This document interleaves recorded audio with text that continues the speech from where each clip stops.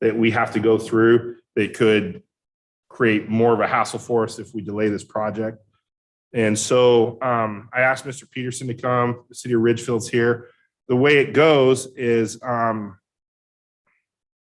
depending on who shows up to the meeting on Friday, if one of us votes no, then this project will be done until it comes back at a future date. So it has to be a unanimous decision the way that the voting is set up.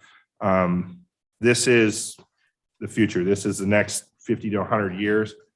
And this is where the only place that we have for sewer to go. So with that, if council has any questions, Mr. Peterson's here, staff, you can ask us some questions, and then I just need direction tonight because we will be having a special meeting. We had 45 days from the time of receiving the bid. I will also say that Mr. Peterson brought to our attention that we only received one bid. The bid came from a local company here in town, Tappanee Underground. That money will at least go back into our community from that standpoint, but that shows you the scope of this and how tough it is to get bids to do this type of work. So if there's any questions, please feel free to ask any of us, and then I just need some direction tonight. Thank you. Mr. Peterson, if you'll just give us a quick 5 minutes maybe of what the total cost of the thing is and then what the idea of it is. And at that point, we'll kind of look down the line and see what questions there may be. Sure. No, thank you, Mayor, and appreciate the chance to be with the council, and thank you for the just thoughtfulness to share this information regionally and make sure the region is supportive of whatever we do, whichever path we take. That's what a regional partnership is all about. This portion of the project, which is on the map there, is about a little over a mile, 6,000 feet from the Columbia River to the Salmon Creek treatment plant. It's the most complicated pipe project I know of in the region. It has to cross Lake River. It has to cross Salmon Creek. It goes through the Burlington Northern Railroad right of way with all kinds of requirements. We have 20 separate state, local, and federal permits that took us 6 years to obtain to get to this point. As Councilor Bowman mentioned, we did have to appeal to our federal congressional offices a year ago to break log jams with 4 federal agencies to just get the permits. And then, as you all know, inflation has become a new reality over the last 12 or 15 months, and then things have gotten more complicated in the marketplace in just the last few weeks. This project relies on a lot of plastic pipe that derives from petroleum, so it's sensitive to that. It uses a fair bit of steel pipe as well, which is significantly disrupted in the supply chains as well. We bid this project with an engineer's estimate, a little over $14 million. And the bid came in at $20.5 million. So about $6.5 million extra dollars. In talking with contractors that expressed interest in the work, we were expecting 2 or 3 bids from interested contractors. Folks that were looking at this decided at the last minute not to bid because of the complexity, because of the uncertainty in the marketplace, and just having to put a number on the table today they would commit to for a 3-year-long project, and it just scared some people off. So we did have a local company, as Councilor Bowman mentioned, that is willing to take this risk with us. We've worked successfully with them in the past. I think it's that experience that we both trust each other and know that we can get through this together. That is the reason we even have one bid. We are aware of other projects in the region that recently are getting no bids. So disrupted marketplace, really tough environment, tough project, a lot of risk. One company willing to work with us on that, but at a higher price given the marketplace. When we translate all that, as was mentioned, we are at a historically low point in the interest rate environment. This project is planned to be funded with sewer revenue bonds. That is actually the technical action that was before the Alliance board last Friday was to authorize the issuance of the bonds for the project. Because of the questions about the additional cost and the need to spend a little bit of time and just talk about it at the regional level, we've postponed that action so we can have these conversations. The reasons to think about taking this project and moving forward is that we can finance it at a low interest rate today. The Federal Reserve did announce a plan. They raised interest rates a quarter point last week and announced 6 additional rate hikes anticipated for the year.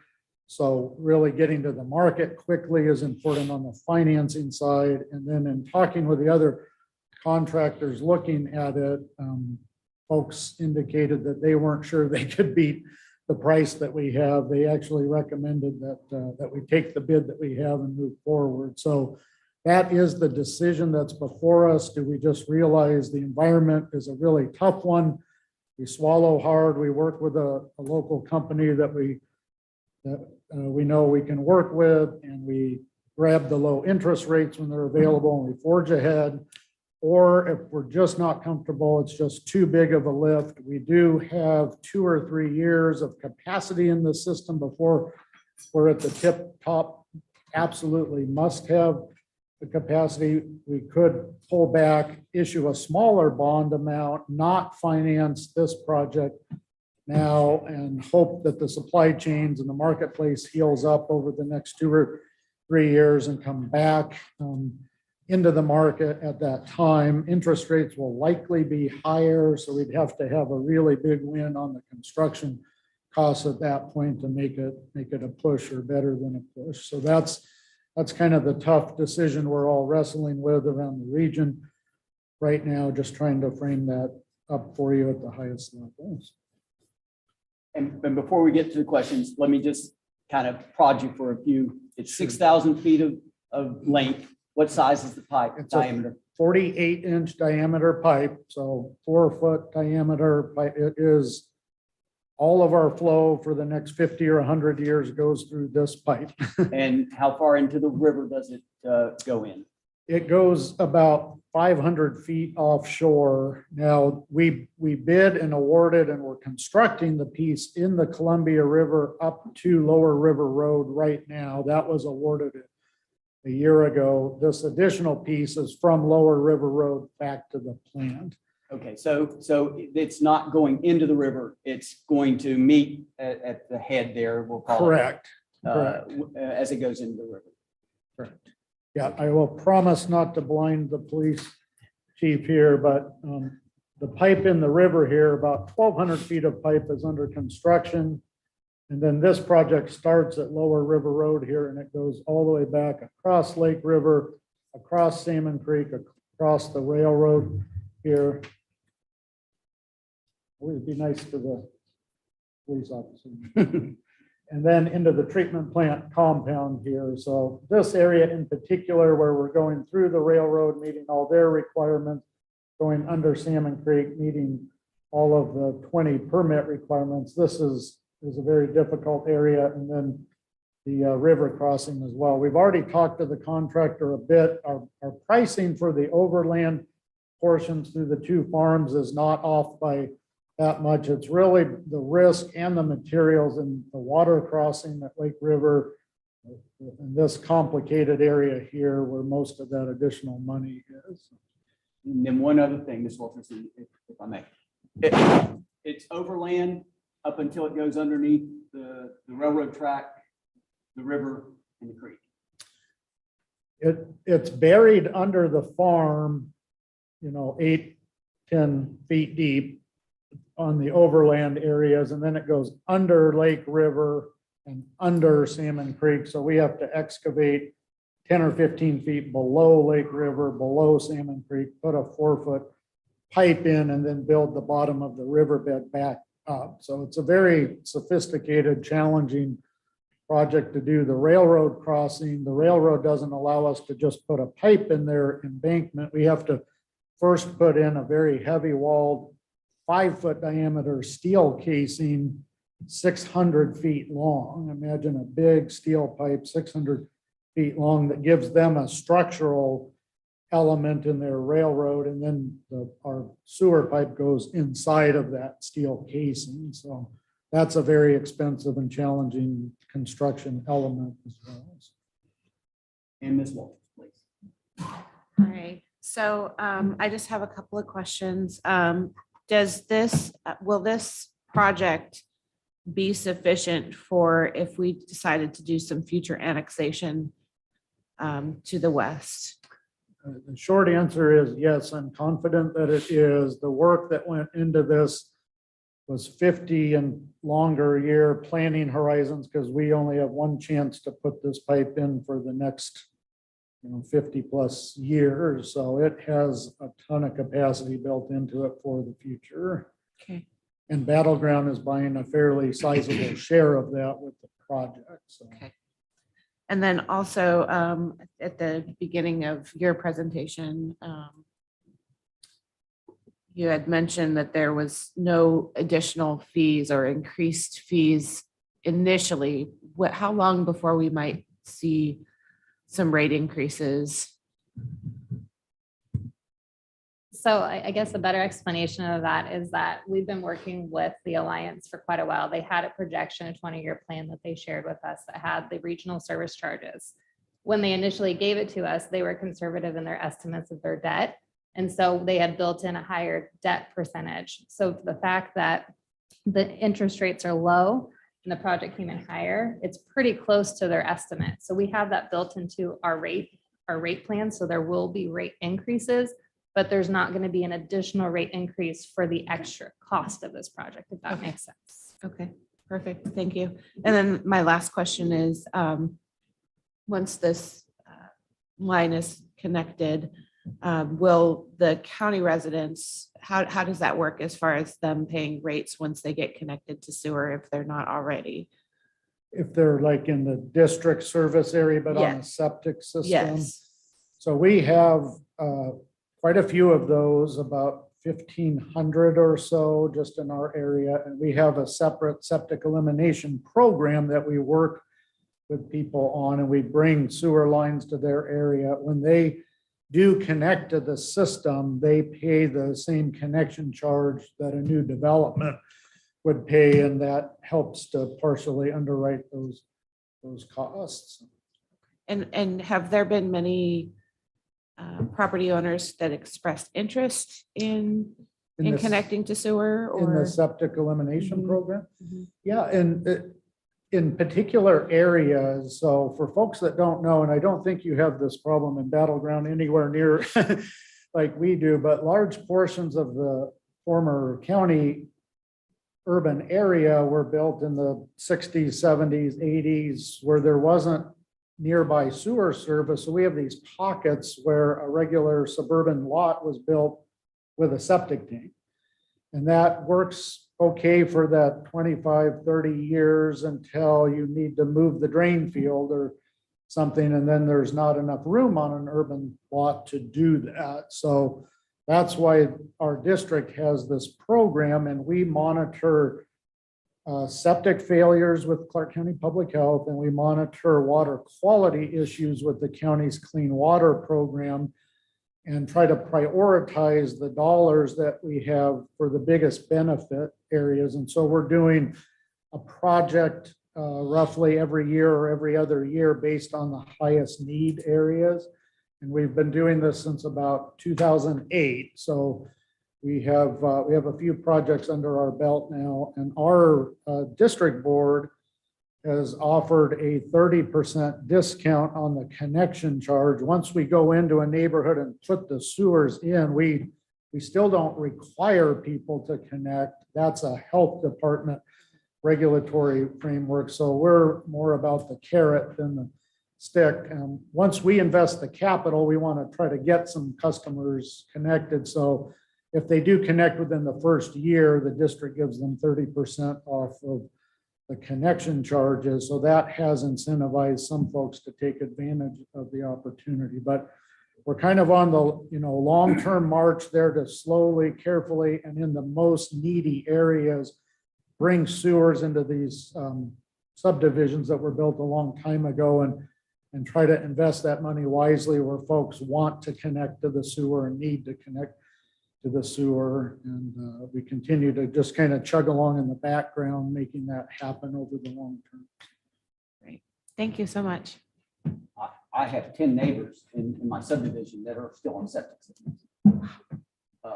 They have bigger lots than we do. They were there, they were in the county, and the city stopped right roughly at my backyard. And so when the city took them up to Parkway, they still have their septic systems. They're at the mercy of the health department, as Mr. Peterson said. And in our portion now, in my neighborhood, there isn't septic run their way. So if there's failed, then they're going to have to figure out a new $15,000, $20,000 septic system. Wow. Okay. Mr. McCoy, you were at the meeting as well. If you'll take just a few minutes, maybe give us the your look at it, and then you had also done the math, kind of what if we had decided to go the route of increasing fees. I looked at basically the cost overrun and how that would flow down to each individual ratepayer. Obviously, previous councils and previous city management have done a good job of building up the reserves to be able to incur that. But just from a citizen perspective, I wanted to know, okay, what does this actually mean in dollars and cents? I think it came out to a little over $1 per month per person for this project. I think in talking to John, who was great, I mean, the whole DC Law partnership is good, the trust is there, and talking to Aaron and the city, there's some ways I think we can mitigate that through less capacity potentially, or whatever we want to do. So there's some tools out there that this necessarily all won't flow through. I will say my read on it is delaying this project would be problematic from a permit perspective. That's probably the biggest thing. I don't think any of us know what's going to happen with steel or gas pricing. If you do, we probably would be on vacation playing the stock market and not up here to dice. So I don't think there's any way, and I'm guessing it would have to go out to bid right away again, because I mean, just to get these permits through is, well, literally an act of Congress almost. So I was very impressed with the presentation and the professionalism of this project. I trust the company that bid it. Personally, I mean, it's hard to swallow a huge increase like that, but at the end of the day, I don't know what other choice we truly have other than just to continue to watch our budgets and do what we can to try to mitigate those costs.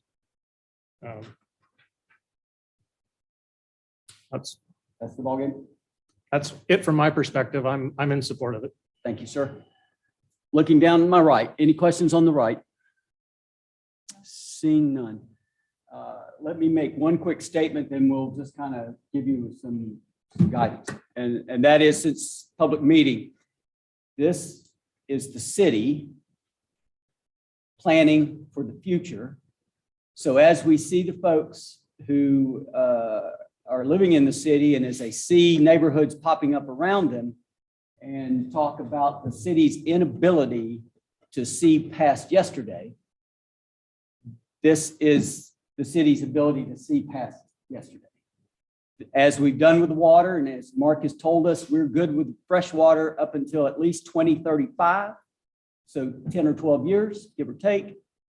This should take us, Mr. Peterson, well into the 2040s, perhaps, unless there's just like fungus out here, we just grow incredibly. But so this should take us up until 2040. Yes. And I'll finish with, if you don't have utilities, you don't have a city. You can have cops, you can have parks, you can have everything else. But if there is no way for your wastewater to travel, we decided it's 15 miles pretty much. If you don't have a way for 15 miles of wastewater to go across the breadth of the county, we don't have a city. And so I hope 20 or 30 years from now, when my younger compatriots are still with us, and hopefully I am too at the age of 92, not here, sitting here, but that some city council will look back and say those people actually gave us some thought. So is there anyone that has an objection to what Mr. Peterson and Mr. Bowman and Mr. McCoy gave us? Seeing none on my right, seeing none on my left. So it looks like, Shane, when the meeting comes on Friday, we're in with the DCWA. Perfect. I appreciate that. And I just want to give a thanks to the city for planning this far ahead. I know when Troy and I heard this, they asked, well, how do you two feel? And we were both the opposite. I'm like, I don't know. He was the opposite. And it was nice to be able to get a hold of the city and know that this was planned and that we've saved. And like Mr. Johnson said, the mayor, the other councils before us had the foresight to see what was coming and have done the same. So I appreciate it. And we will be taking action on this on Friday morning in a special meeting. And just one more thing, as far as for the record, our $5 million coming from from the president and the Congress, ARPA, is that what it's called, is going towards our sewer, future sewer needs. So we too are planning for the future. So I just want it on the public record that, yes, we're just 7 kind of basic people, but at least we have some thought, and we have 79 people that work for the city, or 85 people that work for the city, however many work for us now, that also have given this great thought. So yes, Mr. Peterson. Oh, I just wanted to thank you for the consideration and credit your staff. You know, the study that Megan referenced was a request from the city to the Alliance when we last rebalanced the capital investments. They said it would really help our financial planning if we could just make your best estimate at what that build a battleground is going to be over time. And we had to make 5 pages of assumptions to give something, but it's because that tool is there and it was requested by your staff that we even have the ability to understand how this situation fits into that long-term plan. So there's a lot of folks trying to think about the city needs over a long time. And I like to say making good 20 and 50-year decisions is the secret to the utility business. There's nothing good that comes out of short-term thinking. And so credit to everyone here for seeing that same vision. Thank you, sir. And we'll finish with Mr. Bowman.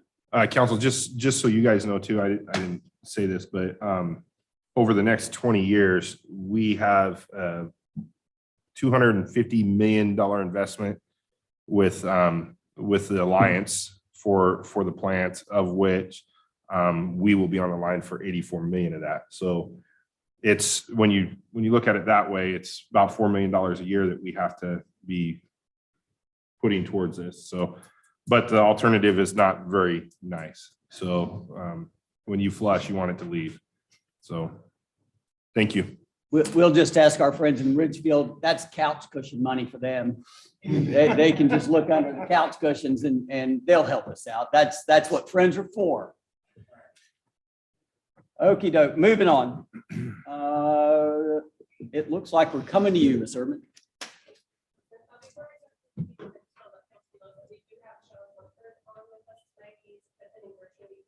Thank you, Jack.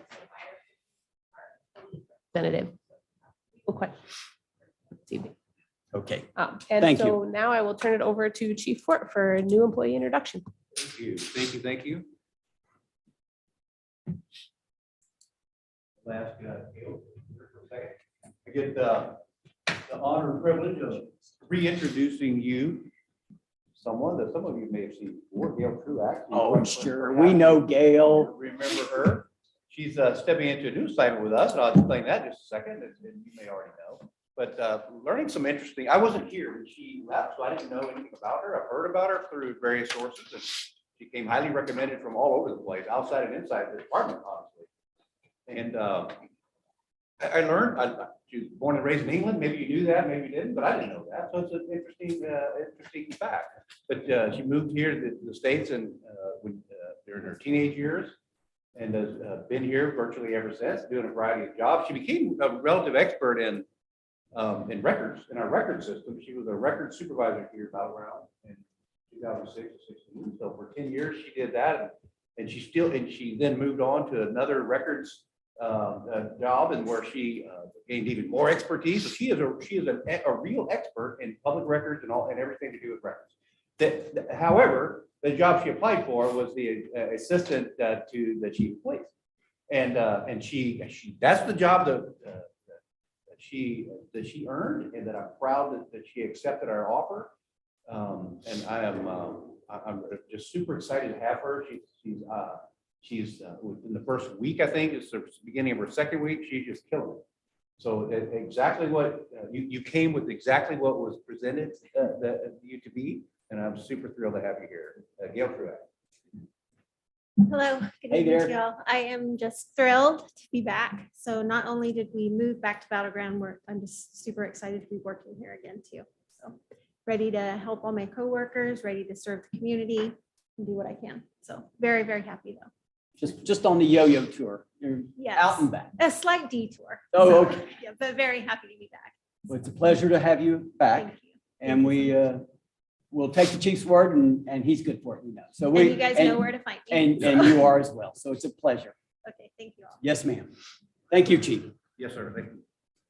That concludes presentations. Thank you, Ms. Erdman. Citizens communications, I do have two. I see they're dealing with the annexation. If you'd like to wait till that's discussed, or you're more than welcome to come up now, just let me know. What do you prefer? Come right up. And I'm sorry, your first name's Carol, but your last name is? My last name is a challenge. It is. It's O'Patrony.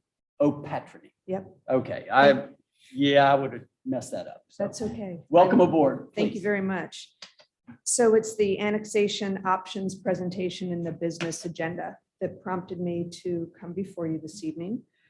My name is Carol O'Patrony. I live in the Cedars. I've been living there for 24 years. And I just want to make 3 points because I know we don't have a lot of time. So the Cedars neighborhoods have not requested to be annexed.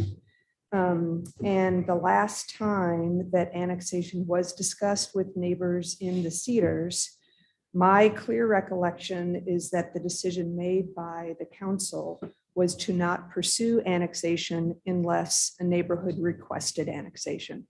And I think that's a really smart way to go about it. My second point is that I have covenants, conditions, and restrictions that govern the deed of my property, as do my neighbors. And they are in direct conflict with the city of Battleground land use rules. And I think the best example or most prominent example is zoning. Our properties can only be used for one single family residence on each site. And obviously the city of Battleground allows greater density than that. Moreover, before the council took the position of only pursuing annexation if neighbors wanted it to happen, there were some very, very intrusive and expensive requirements that were being suggested along the lines of putting to the residents' expense gutters, sidewalks, relocating mailboxes, removing trees to accommodate these kind of changes, new street names, and exposure in some of our neighborhoods to through streets where none currently exist. The third point I want to make is finally, and many of you are aware of this, the Cedars neighborhoods and the city, in particular the city manager, and I appreciate Aaron Erdman's involvement in this, have been working together to consider and achieve what I consider to be a best outcome arrangement as a result of the potential sale of the property that has been known to date as the Cedars at Salmon Creek Golf Course.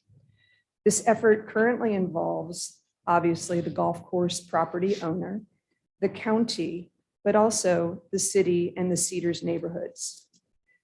Decisions in my mind, such as pursuing annexation of the Cedars neighborhoods at this time, would be counterproductive. And I want to thank you for your time, and I appreciate being able to come before you this evening. Pleasure to have you. Thank you. Yes, ma'am. Mr. Cox? Or we can wait till the latter. Oh, please. You have a name I can pronounce, so welcome aboard, sir. Okay. Thank you very much. I appreciate the opportunity to address the body today in light of probably not the correct protocol, but I certainly appreciate the opportunity to entertain our comments. One point of a detail possibly that I picked up on the presentation is it talked about, and I'm only speaking about the Cedars aspect of this, not the Parkway aspect. So all my comments will be related to that. So it states it addresses Cedars 1, 2, and 3. And this initially was a point of confusion for me because Cedars 1 is known legally as Cedars Phase 1. Cedars 2 is Cedars Phase 2. And then Cedars 3, interestingly enough, is known legally as Cedars Phase 4. I live in Cedars 3 myself, as known on the title. So I'm not even in the area under consideration. However, though, my backyard does abut the city of Battleground. And so I would be in line for annexation probably sometime in the near future when this were to happen. The concern I have is, as Carol noted, that nobody has requested this that I'm aware of this annexation. And we are currently served by Battleground Sewer, Public PUD Water. We also are serviced by the sheriff and District 3 Fire Department. So, and then waste management for our trash. So we're well serviced. So I have a hard time seeing where this is of any real benefit to us because we have all the services we need. They're proper. They don't really need to be updated, as opposed to maybe another place where they don't have those services that might be more appropriate. So to me, this seems not really an appropriate annexation. The second concern I had has to do with the property tax increase. Looking at what I can find, they call it the mill rate is $1.22 per thousand, which the city of Battleground would receive based on property values, assessed property values, and potential values going up because of the hot housing market between, say, $500 to $1,000 a year. And at this point, I'm not aware of any, and I've reached out to the Clark County if there would be any Clark County offsets to offset that increase in property taxes. I think that's very notable if a person's property tax went up $1,000 a year, and that'd be based on an $800,000 assessed house, I must point out. And so that's where I have a concern is that we would not be getting, certainly if we had to pay the additional, the value wouldn't be there. And quite honestly, we're very happy with where we are. I will admit that due to the island nature of these islands and the rest of Cedars 3 and Cedars East, it makes for continuity, it makes perfect sense to annex everything right along that area and have a nice straight boundary. But I'm concerned that we won't get the value, especially if we're using the sheriff for our law enforcement services. And right now, the way that it's structured, the city of Battleground actually services or owns 152nd up to about the curve where the railroad is. And then the sheriff has jurisdiction over that. So I did talk to the sheriff once, and he was sitting out there and he was radaring, and he was saying, you know, if I can catch you up there, I can cite you, but I have no jurisdiction where I'm sitting. So it was kind of an interesting conversation. And so the annexation would eliminate a lot of that, but then it also creates the value for the tax dollar that we have.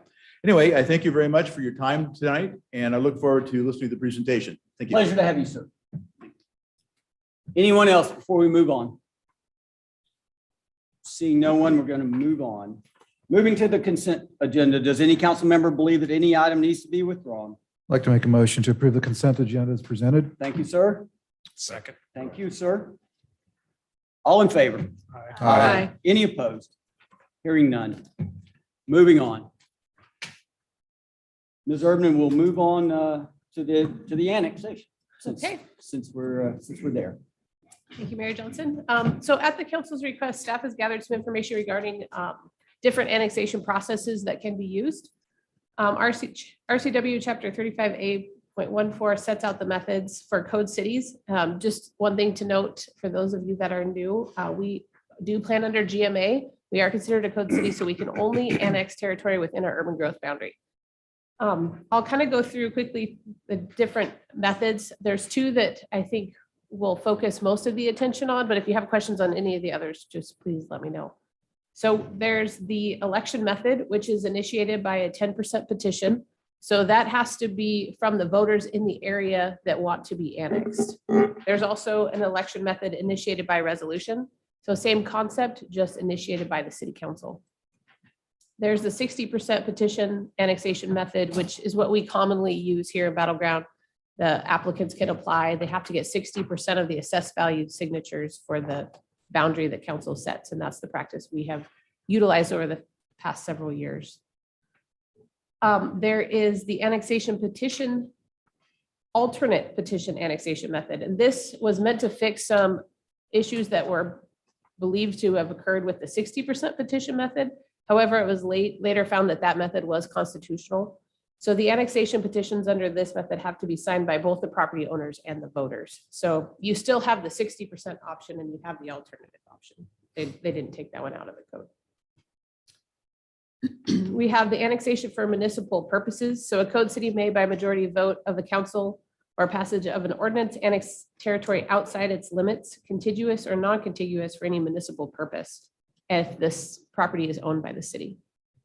There's also the annexation of federally owned areas. Again, you can annex unincorporated area within 4 miles of your city limits by either an ordinance acknowledging an agreement with the federal government to annex or an ordinance accepting a gift or grant from the US federal government. We have the annexation of incorporated islands, which is what has brought on the discussion earlier. And we've had this discussion several times. So where the city can, by ordinance, adopt the islands. Now, you can go ahead and initiate that. You can adopt the ordinance and move through the process. And it is subject to referendum within 45 days. There's the alternative unincorporated island interlocal method of annexation. So this provides an alternative method to annexing islands. This only applies to code cities and those planning under the GMA. And it basically allows us, since we do a vacant buildable lands model within Clark County, to do an island annexation with only having 60% of its boundaries contiguous to the city. There is also a new method called the Interlocal Agency Agreement. So in March of 2020, state legislature passed Senate Bill 5522 and created a new method for annexing for code cities. This became available June 11th of 2020. And we can annex unincorporated territory pursuant to an interlocal agreement between the city and the county, subject to the following. So the city must provide written notice to the governing authorities of any special purpose districts or adjacent city, if applicable. So fire protection districts, regional fire protection service authorities, water sewer districts, and transportation benefit districts within that annexation area. Any city adjacent to the proposed annexation where the sole access or majority of egress and ingress of the area is served by the transportation network. So the impacted districts or city will have 30 days from the date of a notice to notify a code city of whether it would like to be a party of an interlocal agreement with the county and the city. And if timely notice is provided, the notifying districts and our city must be included as a party to that interlocal agreement. Any impacted district or city may disagree with the annexation, in which case it would not be able to proceed under this method. There's also the interlocal agency or agreement annexation for areas served by fire districts. And then there's city boundary line adjustments. And that just provides for a code city to be able to adjust the boundaries, kind of like what we're looking at right now for the right of ways to include the full widths of the streets and so forth. We have looked at annexation of islands previously.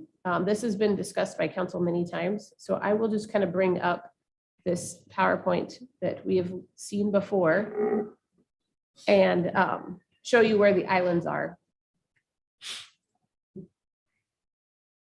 See if it all shows correctly. You guys can see that? Yes, ma'am. Right. So we already went through what the RCW was. So in North Parkway, we have a little island on the north end to the east of Parkway Avenue. It consists of 19.49 acres and is 100% contiguous to the city limits. We also have a larger island further to the east that's 80.85 acres, and it is 88% contiguous to the city, so it will qualify for the island annexation as well. In the Cedars area, there's 3 islands that would work under the island annexation. The north area here, which is 41 parcels and 31.6 acres, it's 100% contiguous. There's Northeast Island here, which is a smaller section that only contains 5 parcels and is 4.7 acres. There's a Southwest Island here that contains 21 parcels and is 16.63 acres. This south area here would not qualify for the island petition method because it doesn't meet the 80% contiguous. It's 73% currently. And then there's one other one that Mr. McCoy brought to my attention today after the staff report went out, but there is one off of Eaton to the north. This consists of 16 parcels and is 17.62 acres and is 85% contiguous to the city. So with that, I will turn it back over to you guys if you have any additional questions or would like some other information on the different types. Who wants to kick it off?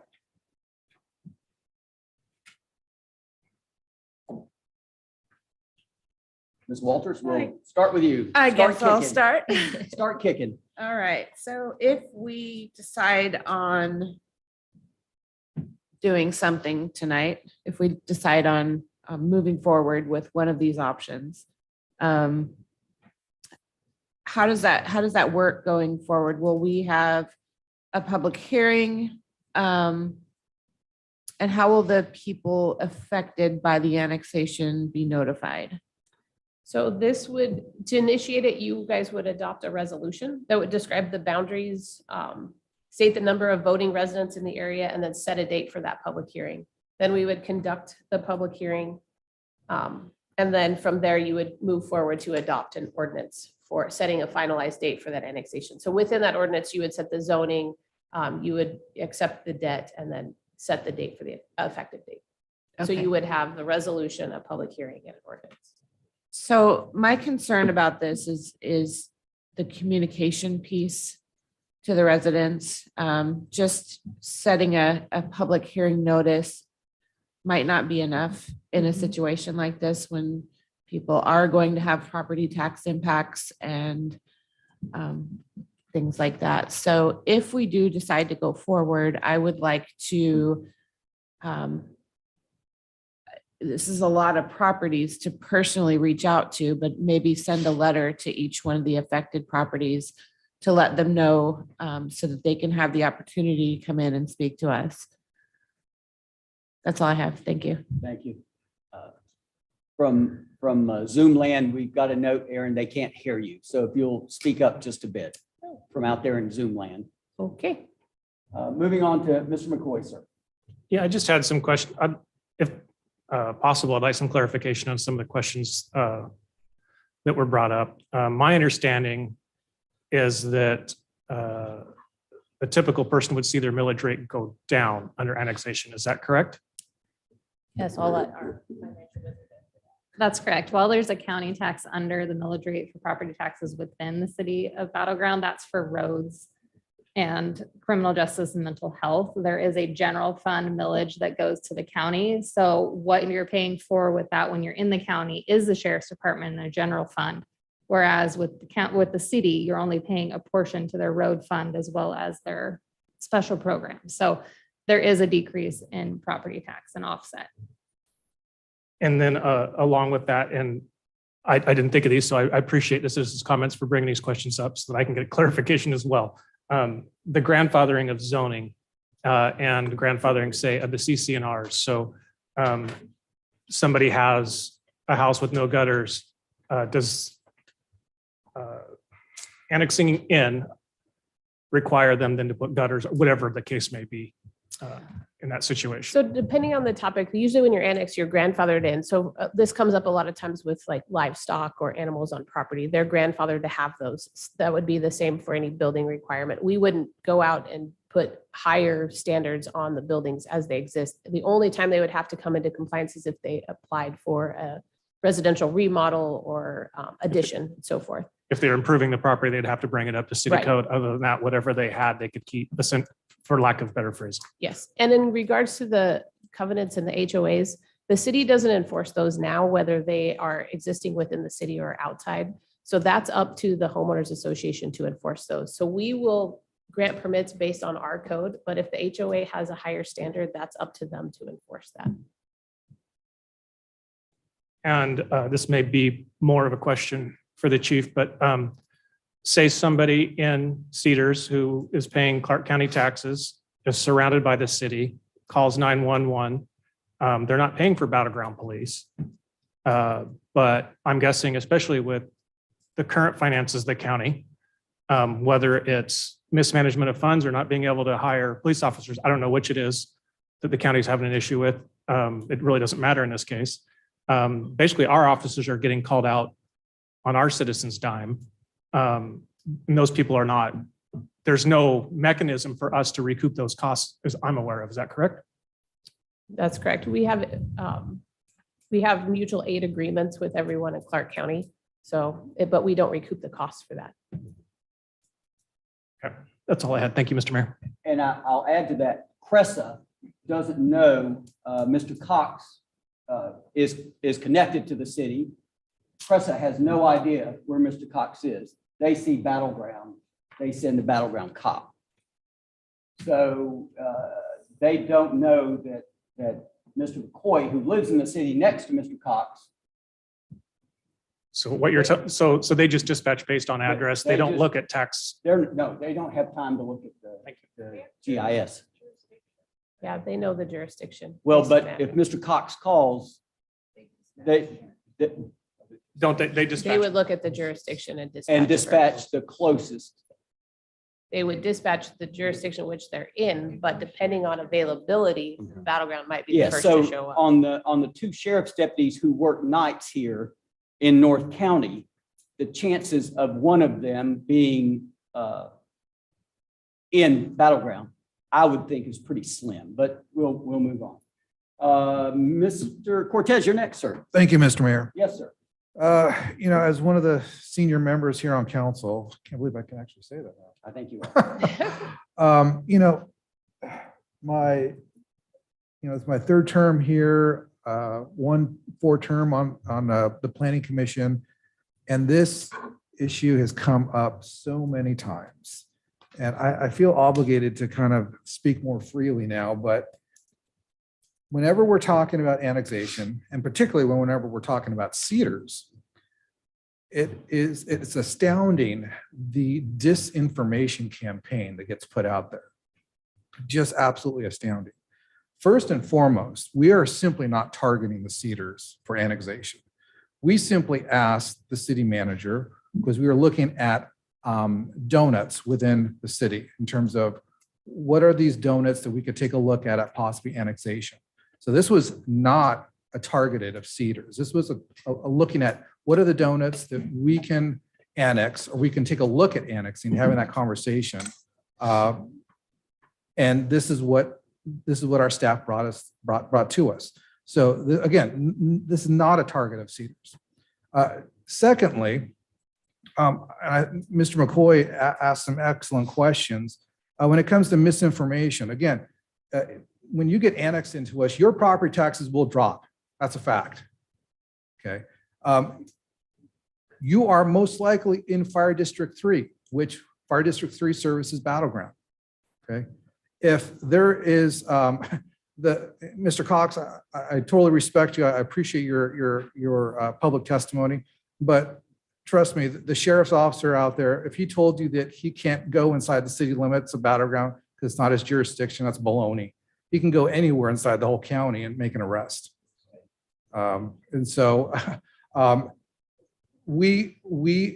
officers service your area a lot faster than sheriffs. I mean, sheriffs probably have 2 sheriff's officers for all of North Clark County, not just your neighborhood. And so just the reliability in terms of law enforcement, the reduced property tax, levy that you will pay, all across the board. And not to mention, you're surrounded by the city. You come into the city first and foremost to utilize our services. And so why you wouldn't want to be in the city with all those known facts is, I'm left at a loss. Would we, another disinformation, once we annex any location, whether it's the Cedars 1, Cedars 2, Cedars 3, East Parkway 2, East Parkway 1, are we going to immediately demand that you put sidewalks and gutters and all these special things in your neighborhood? No, absolutely not. Your CC&Rs are grandfathered in. Anybody that says anything otherwise is lying. I think if you want to be close to an urban center and you want to share the benefits of being close to an urban center, I think you also have to truly be a part of that urban center. So I look forward to having this discussion, Mr. Mayor. I think it's high time that we take a serious look at these annexation islands, and I hope to have some serious debate, but at the same time, I encourage everybody not to engage in disinformation. And that's all I have to say. Thank you. Thank you, sir. Looks like Mr. Rogers. Aren't you number 4? Sorry. I'm gonna have, my little list is missing. It ain't easy being old. Jay, I'm sorry. Thank you. Thank you, Mr. Mayor. I appreciate all the comments that have been said so far, and I appreciate the ability to discuss this. One of the things that, kind of piggybacking on Mayor Cortez, what he brought up, one of the things that surprises me is when we start talking annexation, and I brought this up before with the North Parkway, how much people hate the city, which just baffles me, like how much people hate the city when they literally across the street from me is county. Across the street from Mayor Johnson is county. Across the street from a former mayor, Nsinga, is county. But I can drive another 1.5 miles up around the corner and where Mayor Cortez lived, and that's in the city. And I grew up on a farm. I understand the country. I understand why people want to be in the country. And I've been on the record for saying this before. If people want country in Clark County, you better be above the Lewis River, because that's the thing that's going to separate country. Because there's so many, we just talked today about sewer and the permits that it took for us to get sewer. And that's a river that is going to be tough to develop around, over, and through to get things. So if you want country, you got to get north of here. Everything that's happening right now, and this isn't a land grab. We're not looking to just grab stuff. We're just trying to square things up. But you got Ridgefield that's growing tremendously right now. And they're growing to the south and they're growing to the east. And Vancouver is on a big push to move north. They just did a big annexation of the Green Meadows area. They're moving north. We're trying to kind of square up some of the stuff we have and kind of figure out where we're growing. And when we're looking long term, we just talked about this with the sewer. Where are we going to be in the next 20 to 50 years? Where is that infrastructure going to go? And how do we put people here? Now, I met with a developer here about a month or so ago, and he brought up a really good point. And I hear this a lot I see it a lot and I hear it a lot in town, that we should quit building, and apparently we should quit building when you moved in.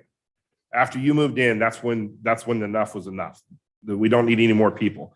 And he brought up a good point. And he was in a meeting with people that were fighting annexation, and they were fighting building, and they were fighting putting homes in.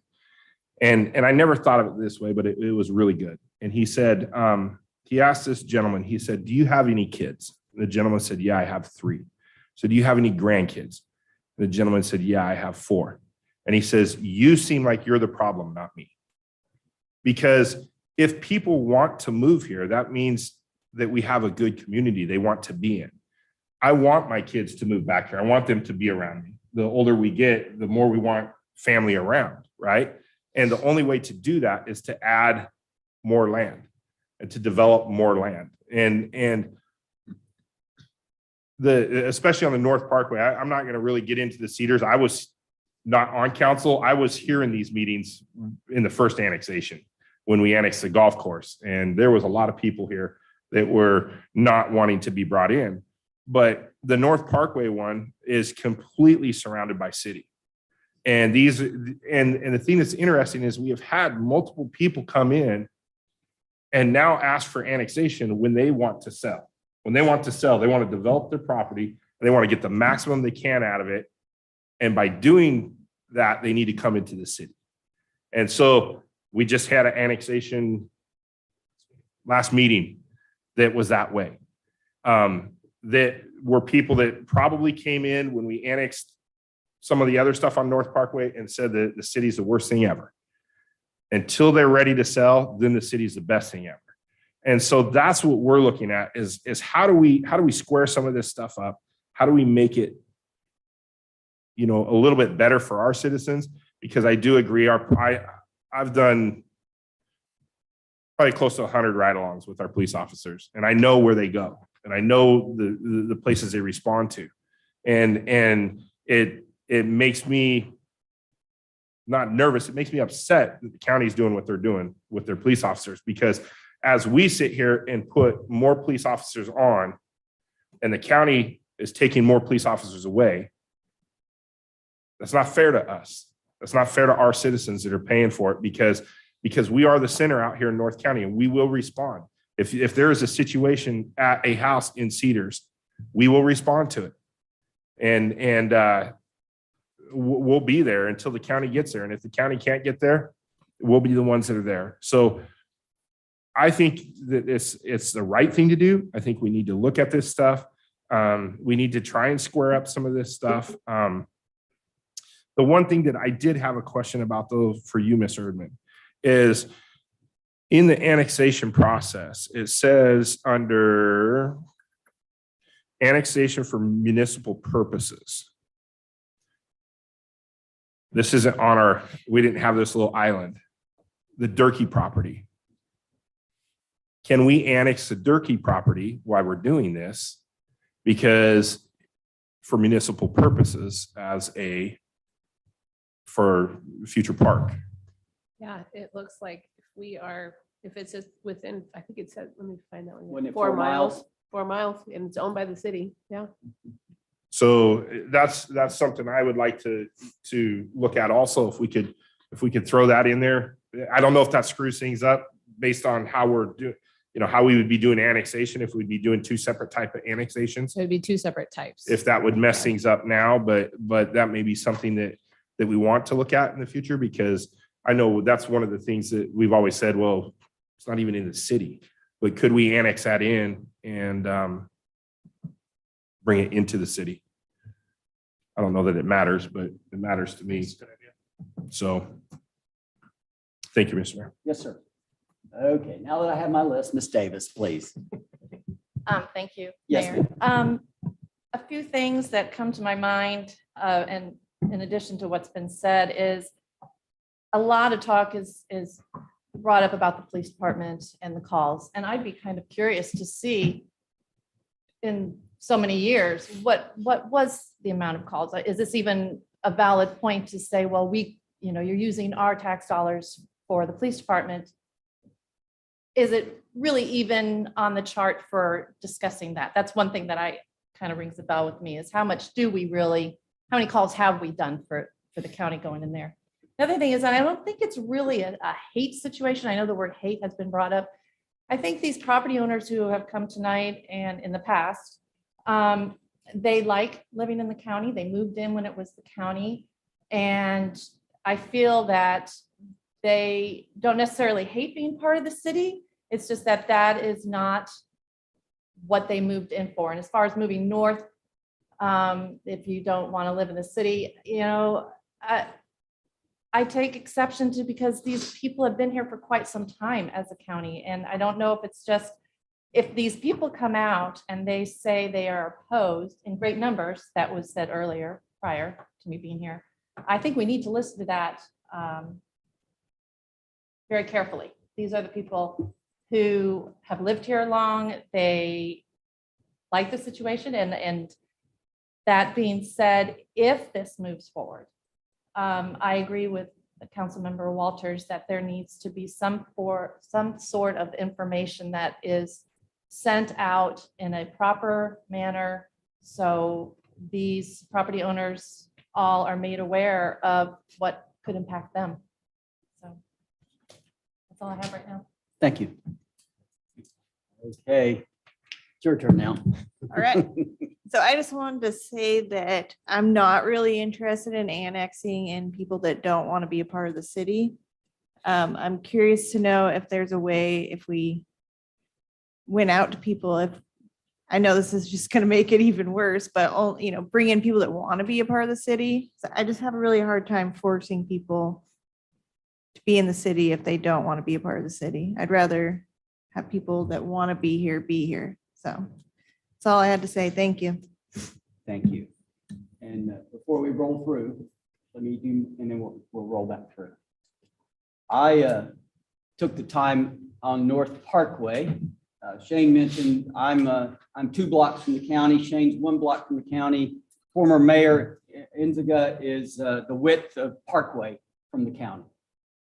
And when you look at those 2 pieces of property, the county and the city, on North Parkway, those people don't realize it, but they're paying for Clark County Fire and Rescue. So they're paying for a fire company that's down on 72nd, Northwest 72nd. They're never coming. We know that. Why would you when there's a fire department 1 mile away? So those people are paying a higher rate to a fire company that will never show.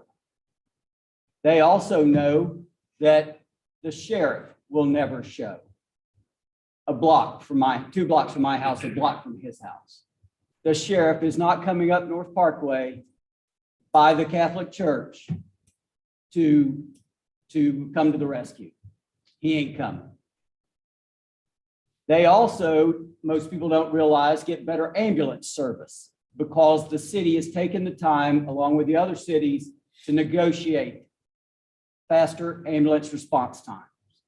So the people in the Cedars, people on Parkway, the people on Eaton get faster ambulance service than those who live in the center and some of the other regions.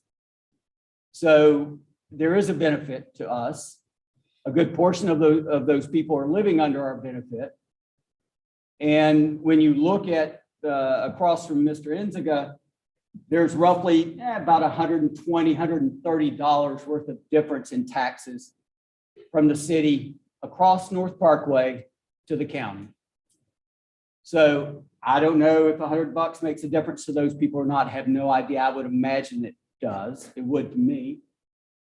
And it also I would imagine they would think that if there was a problem at their house, that there would be fire service that they didn't pay for in this case.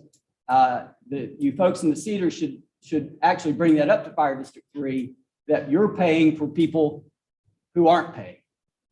They're paying CCF&R.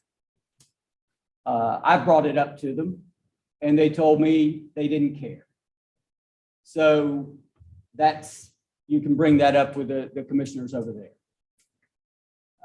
Other than that, it makes little sense to me on Parkway, down in the Cedars, when you have all city services, all city activities that are offered, that you're not part of us. And Mr. Cox, when you go home, if you look at your tax bill, what you'll drop off if you become a city resident is the county road tax. We don't pay the county road tax in the city. Pretty much everything else pretty much runs the same.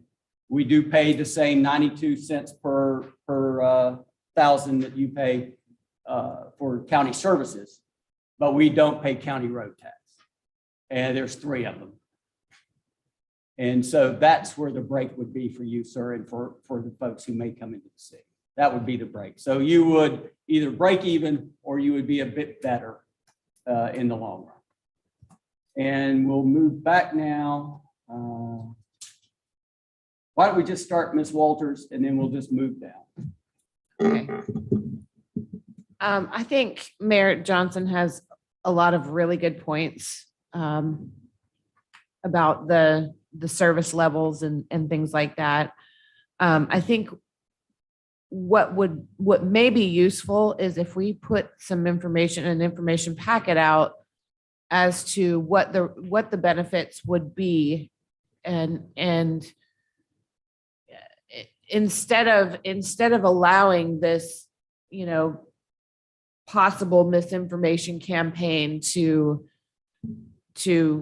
fester after an announcement that the city is going to take your property, instead of going about it in just the normal way we do things around here, it would be really nice to see something, informational packet that these are the things that you would gain by coming into the city, and these are the things that you may give up if you leave the city. So pros and cons would be really nice to see, so that everybody can be completely educated on what it is that we're actually trying to do. That's all I have. Thanks. I believe if you go to our website, I believe we still have up the property tax difference. I think it is. I'll double check, It but we may can need to be definitely. adjusted. But Yeah, we I can didn't definitely do see that. We did this in 2017, and I just found the staff report from there, and we did do a look at the call volumes for police and fire. We took a look at what the cost to the city. It's actually, back in 2017 was a decrease to the city because they pay a higher sewer rate. They pay 1.5% our sewer rate.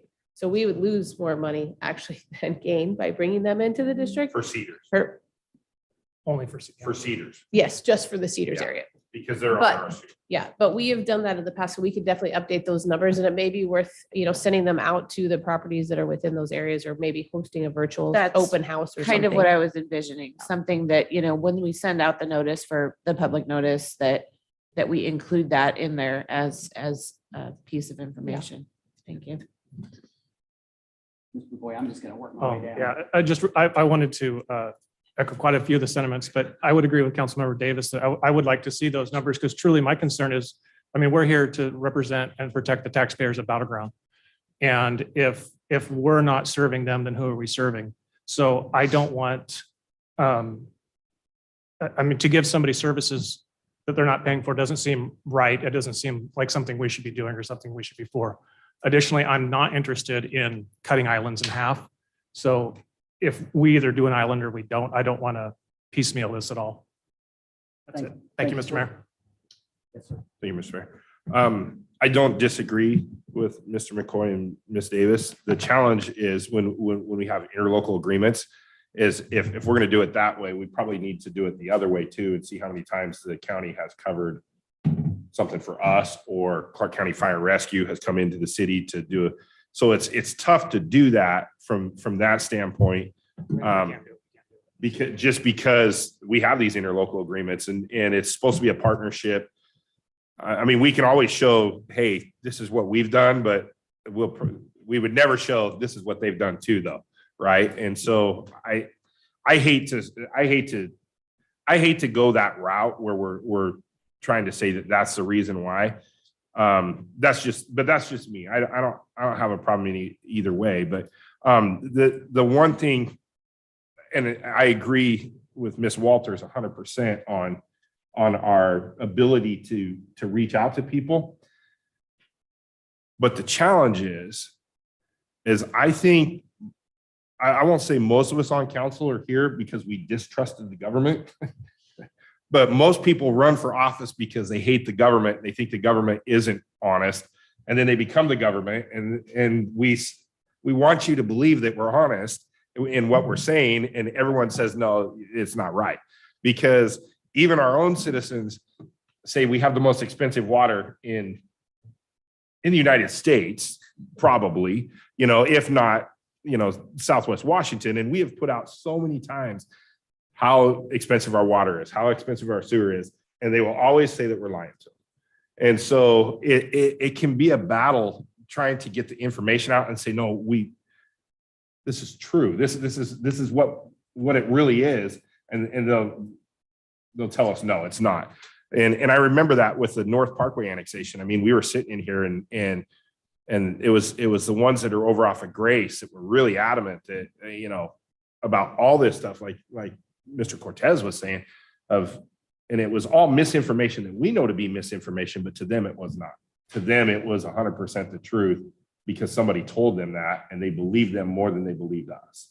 And so I don't know how you ever overcome that. I know we did that with the Fire District 3 annexation and we put that out and it passed. And I think that builds some goodwill, but that built goodwill to our citizens. How do you get people that aren't your citizens to trust you, that we're not just looking at it to be a land grab? I mean, this is bringing very little to us from a financial standpoint. As far as taxes and stuff go, it just cleans up the city. So I don't disagree with anything you guys are saying. I just don't know how I would love to see how we do it and get that out to people and make them at least think that we know what we're doing. Thank you. Yes. Nope. Mr. Cortez, sir. Thank you, Mr. Mayor. I should just sit back and just listen to this because I don't know why I'm poking this here, but so Councilmember Walters, I appreciate you bringing up the whole disinformation. And again, it is right. There's a lot of disinformation that's been going on for a long time. Anytime we talk about annexation, but Ms. Erdman, whenever we do an annexation, we're required by law to do certain notifications, correct? Yes. And not only are we required by law to do certain notifications, but generally speaking, we go above and beyond that to engage the public that is going to be in the affected area, correct? Yes. Yeah. So again, and I don't say this to belittle your comments. I just say this to stimulate further discussion and further thought for Councilmember Walters and Councilmember Davis.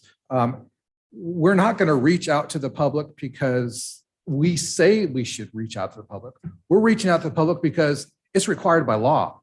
And the city has always done that, has always gone above and beyond that. So that's going to happen regardless if you want to or not. And then secondarily, Councilmember DeRochers, we have taken the posture of, and I have taken the posture of myself in the past of if a property owner doesn't want to be in the city, fine, they can stay outside the city, right? We don't want anybody that doesn't want to be a part of the city in the city. But you know what? At the end of the day, that's not real leadership. What is the best thing for the community? Is the best thing for the community to have free riders that are taking advantage of community services and not paying their fair share? Or is the right thing to, hey, let's keep them outside the city? I mean, yes, the simple thing would be to keep these islands outside the city so you guys don't have a say-so. We can do all these things so you guys don't have a say-so. You can't vote in city elections. You can't do any of that stuff. That would be the easiest thing to do. But what we're doing, this is leadership. We want to do something that's difficult, that's hard, right? So we want to bring you into the city. You can actually have a say, so your voice will matter once you're in the city, right? And at the same time, you're supporting essential city services. And yes, your property taxes, your tax burden will drop. Councilmember Davis, you said you don't think that, they hate us. I would have to disagree. When it comes to talking about annexations, it was just a year or so ago that Ms. Erdman and I went to a large, almost 200 people that had gathered from the Cedars that wanted to meet with myself. I was the mayor then, city manager, and Councilmember Medvedji from the county.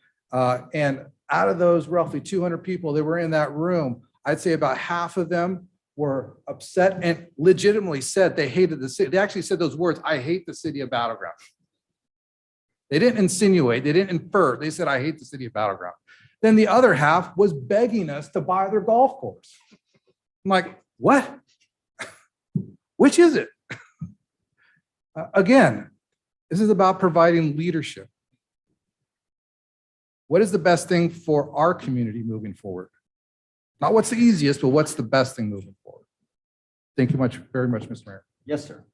Ms. Davis, since we're moving down the line. Yeah, I'll take you up on that. Okey-dokey. There's a couple things that were said. One was, this brings very little to the city. So it seems that we are going full force for something that was quoted as not bringing very much, but we're wrapping things up and we're shaping everything together. Well, there seems to be a lot of momentum forward for something that brings very little to the city. So that's something that kind of stuck with me. The other thing, as far as leadership, I think part of leadership is listening. And I know these are people who are in the county, but to just come out and, first of all, I know it was 2017, but it seems like very fast moving on my part. I know you've been through this for a while, but I feel that we need, when you're in those packed rooms, I think you need to, it's part of leadership is to listen,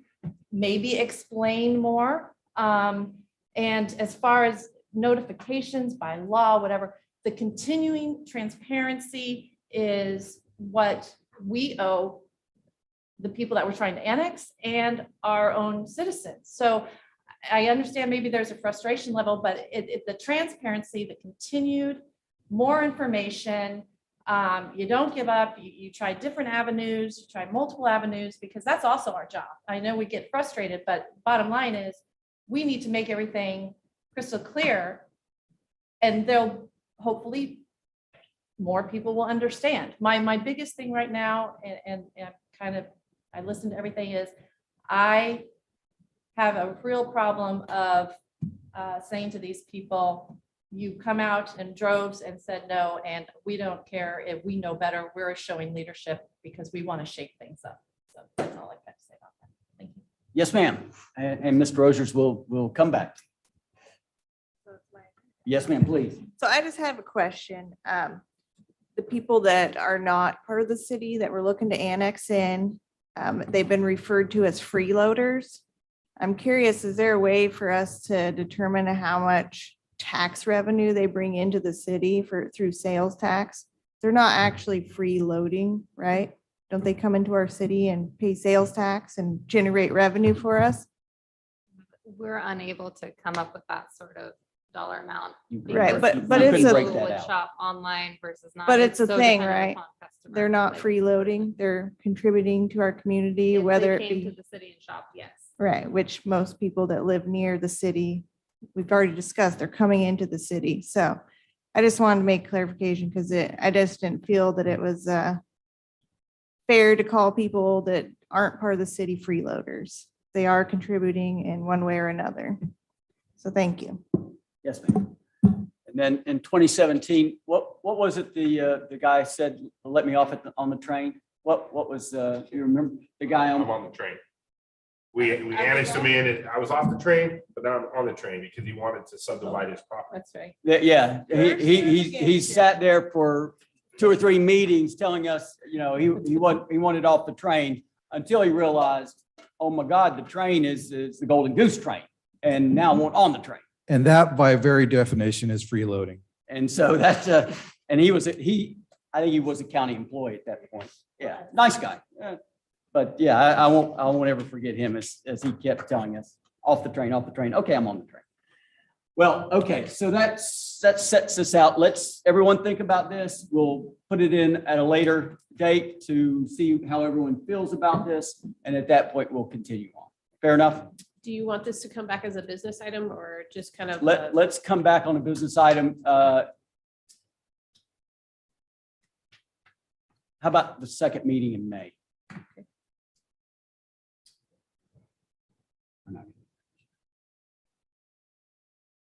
I think that's like the 16th, if I remember correctly. Yeah, I'll get it on. I'm there. like the Rain Yeah. Man or something with Can't dates. see the calendar in my head right now.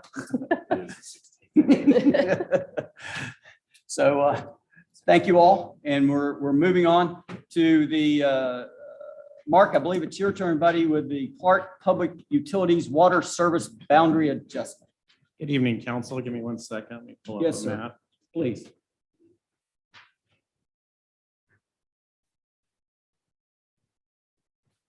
All right, tonight I'm going to talk to you about water service boundaries. So RCWs require public water systems to coordinate with each other. So us and the county have a coordinated water system plan. What this plan does is allow us to move around our boundaries with interlocal agreements as it becomes necessary. In this particular case, there's an area in the northern end of our urban growth boundary. It has an approved subdivision on it called Wapiti Hills. We service the entire area south of there. So you can see every area where it's developed. That's all our water service boundary. We have this one last piece that, again, is in our urban growth boundary in our city limits, but is under CPU's water service. We have the infrastructure there to serve it. So the request tonight is if we want to move forward and make that part of our water service boundary. I looked at our water system plan, and after we complete the projects in 2040, we'll have 714 gallon per minute surplus of water.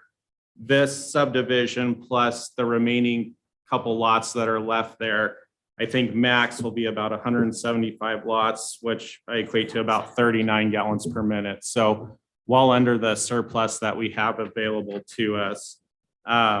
So the question I have for you is if we would like to move forward with the interlocal with CPU to shift this property to our boundary. I'd be happy to answer any questions. Mr. Bell. Thank you, Mr. Mayor. If CPU does not collect utility tax for us, correct? Or do they? They do. So what would be the benefit then to shift it to us? They would be our ratepayers. So they would pay the water utility through us. And then it's more about having the infrastructure to actually serve it versus them. This CPU does not have the infrastructure to serve it? We have better infrastructure to serve We it. have So I better believe we serve that subdivision to the south. So we have everything correctly sized for it.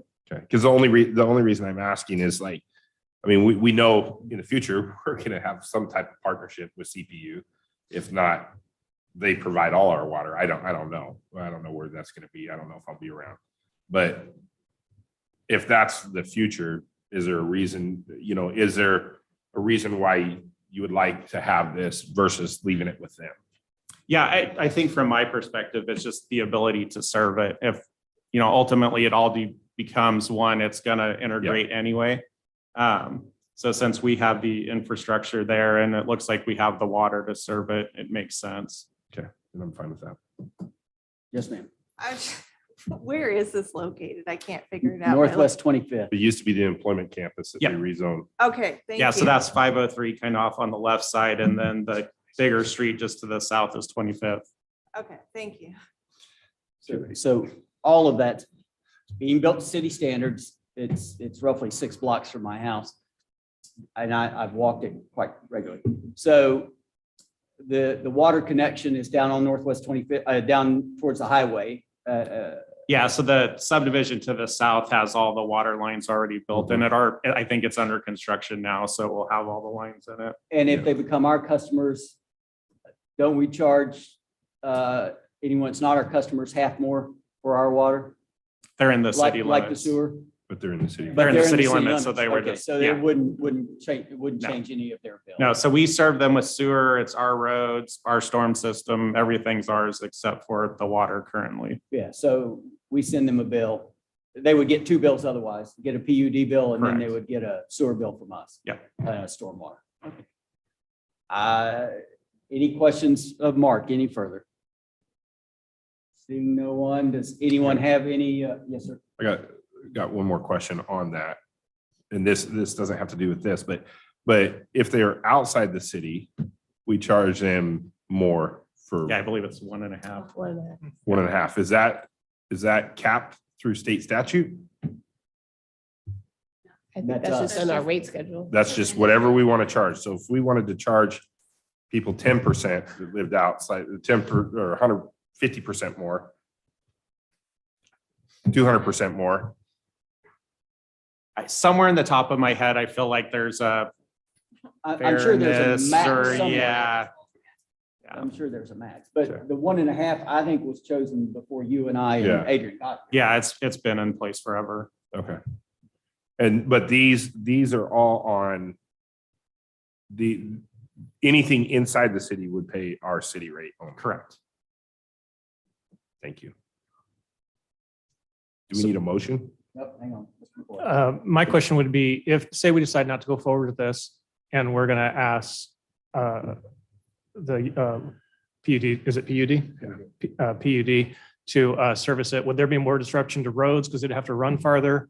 Would there be increased cost to the citizens of Battleground for, obviously the STC is, or the water hookup's a water hookup, but So would there be greater disruption, I guess is what I'm getting I at. don't believe so, because any water for CPU would have to come up, I think it's called Dublin Road, the road kind of off to the east there, so they wouldn't come through the existing subdivision, so there wouldn't be any torn up that hasn't already been. And then if it's their customers, then they would pay whatever SDCs that PUD has, which I'm not sure how that compares to ours. And alternatively, based on my week-long stint with my sewer crash course, I'm guessing that the more people we have normally in utility, we spread out those costs, the more beneficial it is for our ratepayers. So from that perspective, would this be beneficial to our water users? Yeah, especially for the short term, we'd have more customers who would pay, all the improvements we have coming up, they pay towards that. They'd pay the SDCs, so our bigger capital projects where we use those would get that money. Perfect. And with that, I give my support. And Mr. Cortez. Thank you very much, Mr. Mayor. Yes, sir. So what is the process again, really quick on that? So it's actually pretty simple. It's just an interlocal agreement that both the Battleground and CPU sign. So all I'm kind of requesting is if we want to move forward with it, then I'll put the interlocal together and we'll go forward. And that's it? I And mean, that's, yeah, I think the county has to give a final thumbs up, but it's almost more of an administrative process for them. So well, as long as both CPU and Battleground agree, it's pretty they've straightforward. known to be tripping over themselves a lot more than that, so. And honestly, this is pretty The county, similar not to what PUD. happened No, with, I meant the county, not PUD. yeah. with Whispering Pines. It was the reverse case where Whispering Pines was actually in our service area. County was better able to, or PUD was better able to serve them. So we did an interlocal, and that was like 12, 13 years ago, whenever that was. And it became part of PUD's water service boundary. That's why up there it's PUD water instead of Battleground. Yeah, okay. There's no, and I'm surprised there's no big, huge audience or pitchforks or Well, anything like that. well, they've for only this. built about probably 13 houses or maybe 30 houses out there now. And probably about 10 people have moved in as far as I can see. I met all of them. Stop. Campaigning already. No, as I'm walking through there, I stop as they're unloading their stuff, not to offer my services, but to offer a card and a welcome aboard. Yeah, I'm not toting that piano in for you. Seeing nothing else, does anyone have any heartache with Ms. Erdman signing this interlocal agreement? I don't see any either. So type her up, Mark, and let her rip. Thank you. Yes, sir. Anything else from you, Mark? No. You're square. Okay. Administrative reports, Ms. Erdman, it's your turn again. Thank you, Mayor Johnson. We do have 3 tonight. First, we got bids for the community center landscaping project. Previously, the council had allocated $50,000 to go towards this project. We also received $10,000 in donations for plants, so we had a $60,000 budget. We went out for bid and the lowest bid came in at $70,458. Seems to be the theme of the night. Everything is costing more money than anticipated. So what we're requesting tonight is whether or not council would like to approve adding $10,000 to the project, or if you would like us to pare down the project to fit within the $60,000. One thing I'd like to note too is that we did talk about making the changes to the skate park fencing that Northwest Ambush had brought to our attention. That is not included in this price. I do think we can make those improvements out of our existing facilities budget, but just so you know that that's not included in this. We've come this far. And as we heard earlier, if we wait 2 years, goodness knows what it's going to be at that point. Every building we've owned, we have improved. Speaking of that, Chief, is the roof still leaking? As I'm looking at Mark. Not too bad. Is the roof still Not leaking, too sir? Yeah, they're still And working Mark, on your it. plan on taking care of that is? Yeah, so we still have them under maintenance bond, so they have to fix it before we would release that. Okay, so we'll ask again in the near future of both of you. Around August. Yeah. We won't ask in August. At which time you can say, no, sir, it's not. That's right, with a true heart. At this point, if you remember, we also gave them till the 1st of May, the city, not them, when I say that, the city, till the 1st of May to have this done. Today is the 21st of March. You better get on the ball. Does anyone have any heartache with handing 10 more grand? I don't see any heartache. So 10 grand it is. Do you need anything more formal than saying we have no heartache with 10 grand? We'll bring back a budget amendment.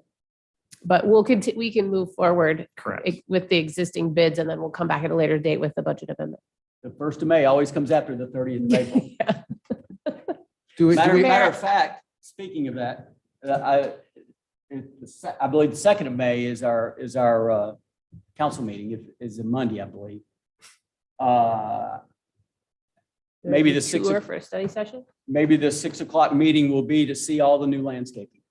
hopefully. So I will be there.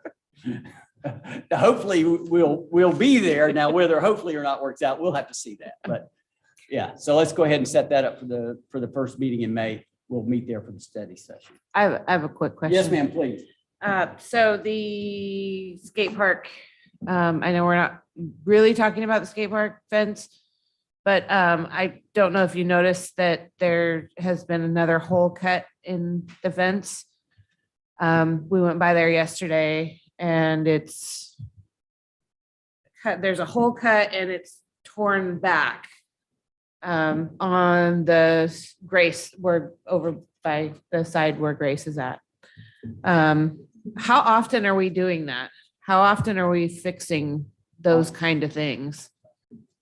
On the Grace side. Yeah, it's, I don't know how to. So on Same place it was the before. dairy side? Yes. Or when you say Grace, because Grace is this way, pretty much so- with Main Street. Yeah. Oh, okay, so I it's know what you're saying. You're it's talking about South over, Grace. yeah. North Grace. excuse me. Yeah. Okay, I got you. Yep. Sorry. Mark, do you know how often they're? So I know last year we did it once. We have an annual fence contract with Able, and so they were out there, did kind of a major, relatively major, and then Ops does it when it's pretty minor, but so it was at least the once with Able, and then probably Ops did it a couple times. Okay. And so each time they're repairing it, are they charging us or is that part of the contract? So if it's or- Ops, it's just their, parts, and then it's Ops time, but yeah, for Able, they charge us. Okay. All right, thank you. We're still locking it at night, at dark, and unlocking it at whenever. If there is a hole, there is a hole there. I don't want to say if, there is a hole there.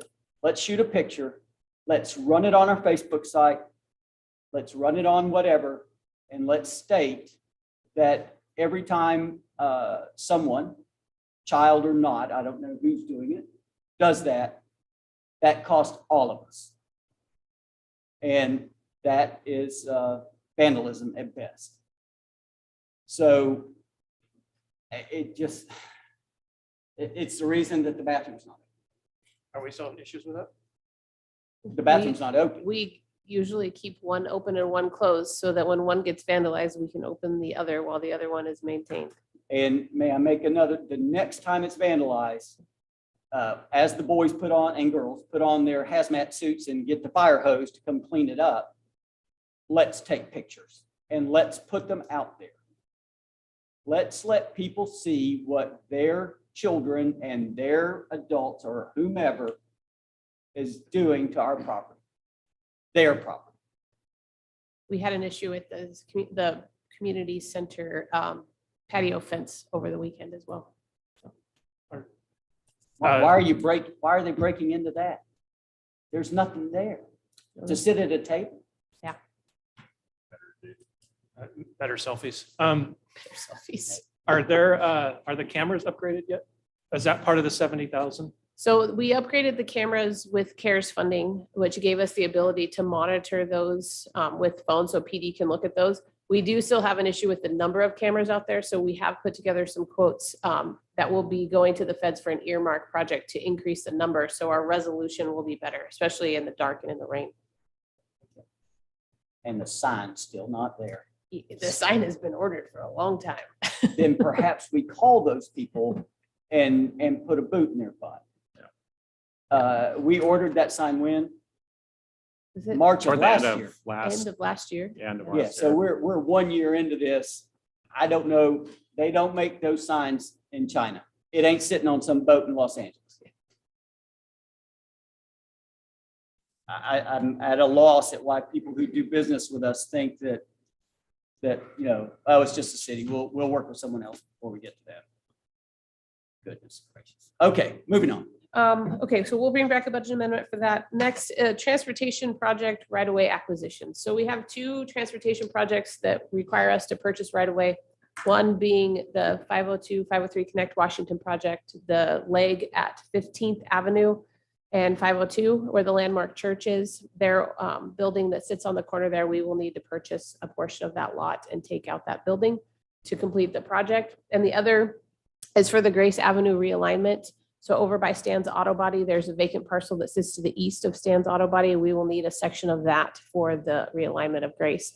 Mark's been working and doing a little bit of research on acquisition for both of those. So we're coming to you tonight to see if we want to move forward with purchasing that right away with TIF dollars. So not using the grant funding that we have for the project, but using TIF dollars to purchase those.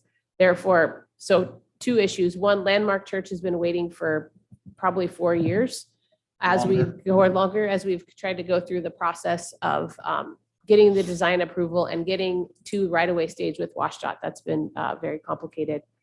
With that project, we have $2.4 million of deficit already that we need to make up to finish it. So if we use TIF dollars on that, we would just push the grant funding forward to later on in the project because we're going to have to supplement that anyway.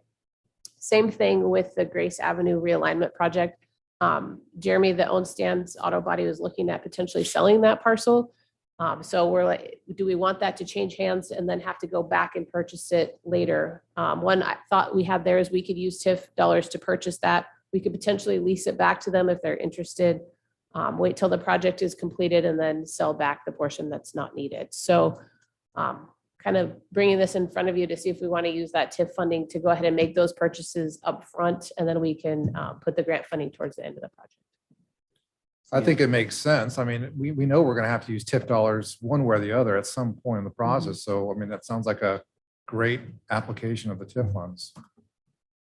And so you know where Stan's is, it's in the 700 block of Southeast First Street. So continue out where it dives into Grace, and it's the auto body on the right as you're going out.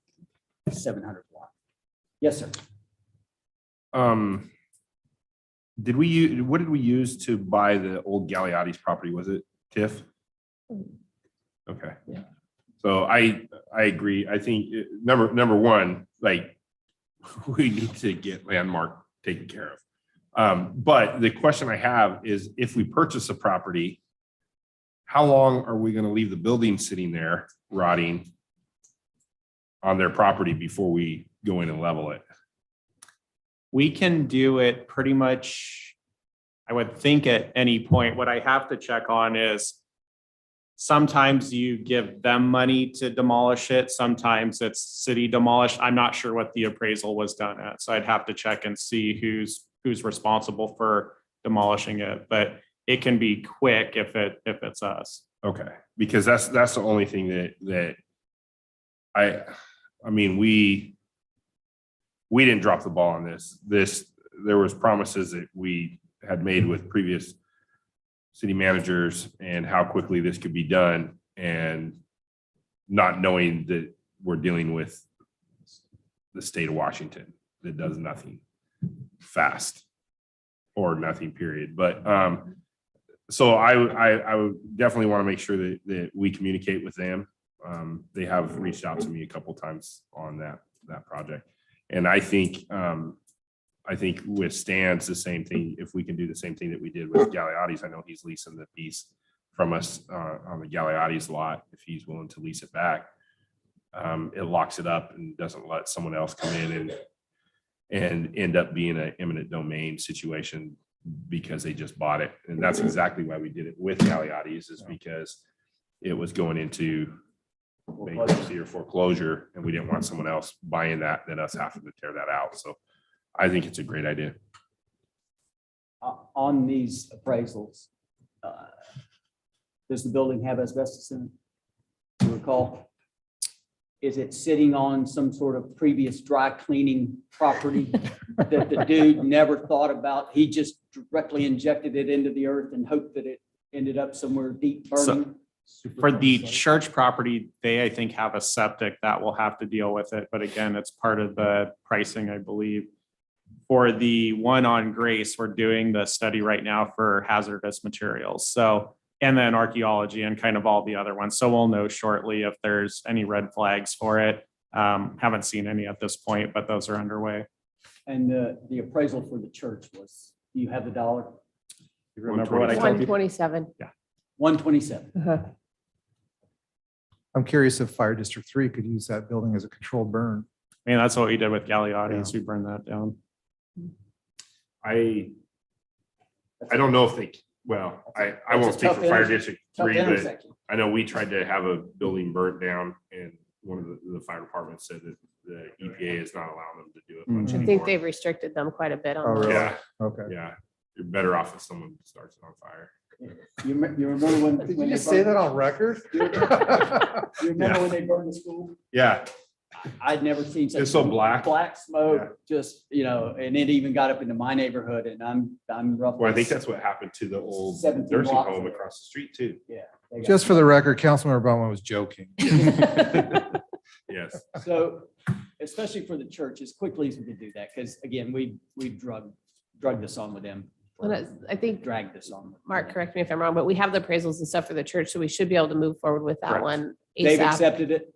And Well, I guess at this point. yeah, it's just a starting. Yeah, point. we haven't made an offer yet because we're not at that point, but we Okay. have the appraisal done. So it's a pretty quick next. few Sitting steps, down so, and negotiating. Yeah, whatever.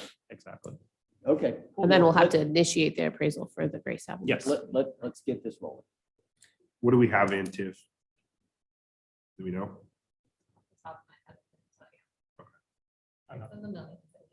Okay, so we're, it's not gonna hurt us. Okay, thank you. And then last but not least, Mr. Herseg has an update for the waste connections. Quick little PowerPoint.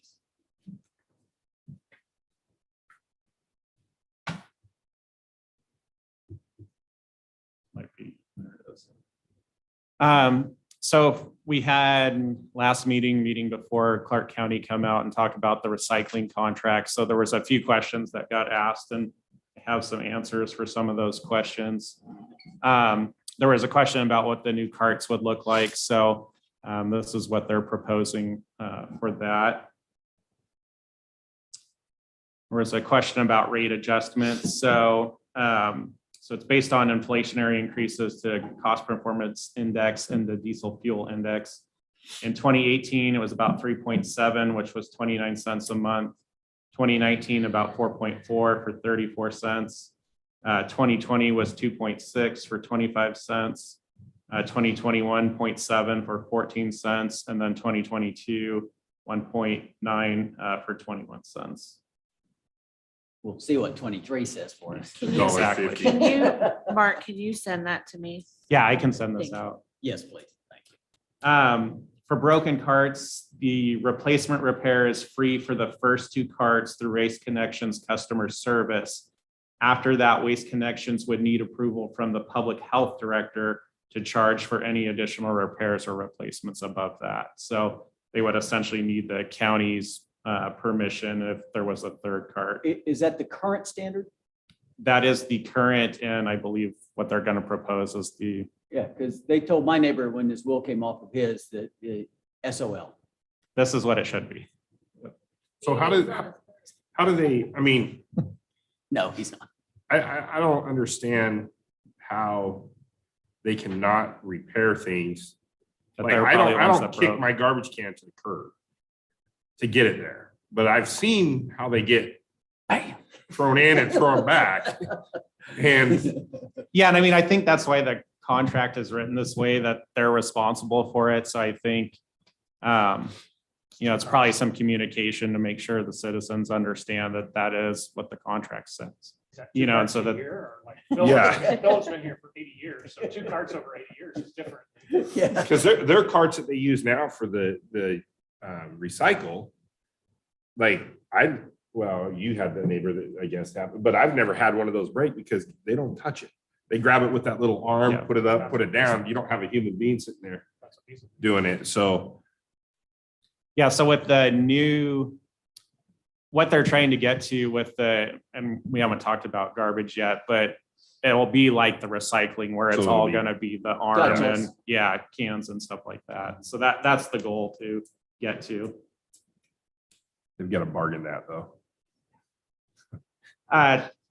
Asked about the separate contracting. So Camus, because they self-haul their garbage, they find it easier to manage their own contract. There's a lot of coordination between recycling and garbage, and so they like having that control. Ridgefield wasn't sure about why they did it.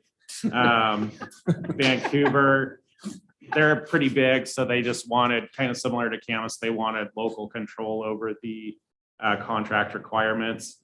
For Washougal, it's a bit of a carryover. So Washougal used to have their own garbage service, and then they actually went, it sounds like a franchise agreement direction. And so it made sense for them to contract separately with Waste Connections.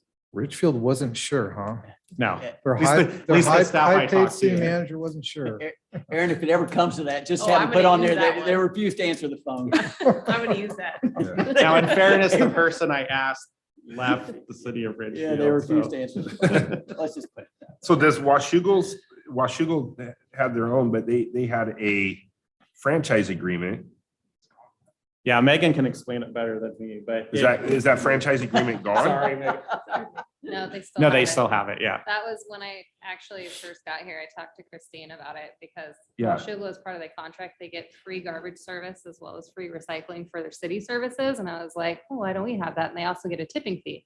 Well, that was all through their franchise agreement. According to Christine, that can take 10 to 15 years to get into place. Those are really difficult to get into place. It has to have mandatory garbage. That has to be step 1.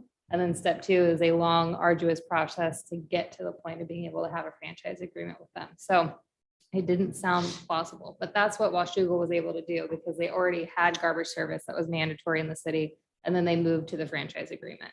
Can we get a second opinion on that? From not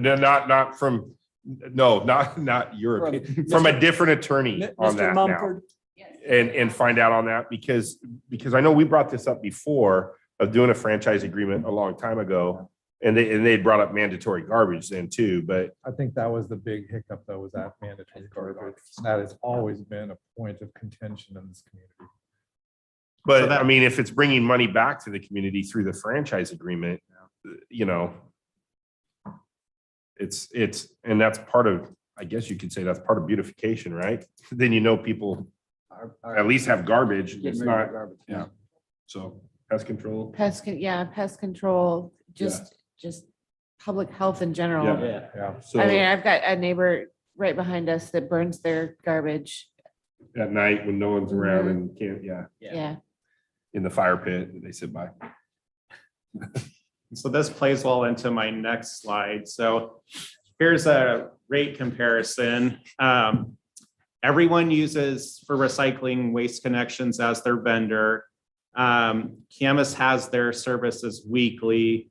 The other three cities are every other week. And you can see, it's kind of blocked on my screen, but you can see the rates over on the right-hand side, but Camas is at the highest, which makes sense because they're weekly. And then the other three cities are lower than what the county is. From everyone I've talked to, the kind of key reason for that is the mandatory garbage requirement. The garbage piece is lucrative for Waste Connections. So when they get that, they're able to have more negotiating room with the recycling piece of the contract. And look at that. Basically, we're the last large city in the county that does not have mandatory garbage service. Correct. We're the only city in the county. Well, La Center maybe. Yeah, I don't know what center. Is yet. it- Yeah, La Center But falls they're under the towns. county. Is that an ordinance type process to fix that or to? look at Well, so as far as mandatory service goes, it would definitely put some relief on some of these apartment complexes. Because a lot of people are coming around and dumping their trash into our dumpsters. Yeah. So that's just another Yeah. pro in favor of mandatory The service. standard has been, if they want customers, they find salespeople at Waste Connection to come out and talk to folks. Otherwise, they can, the four of us can say, boom, and all they had to do was sell the four of us. And so that's always been the hiccup. I understand that, but I'd still be interested in hearing about it. Especially if it drops your rate by, But Public health perspective. But before we do, they're asking us to sign the contract pretty much next week, right, Mark? So the contract's up at the end of June. So we have a little bit of time, but not a ton. But we can sign the contract, but also give them notice, which again starts the 7-year term, right? To get to a point. I mean, it's going to take time to get there, but there's no better time than now to start it. I think that's something else. So for the recycling, we could negotiate or do an RFP on our own. But again, as of July 1st, wouldn't have a contract in place. So there might be an option to, I know with the previous ones, the county is extended by a year. So it might be one of those where we sign up for a year where maybe we can talk about this other Yeah. stuff and do it that way. But I can look into all of that, Okay. see what options we have. And then just one question about the rates.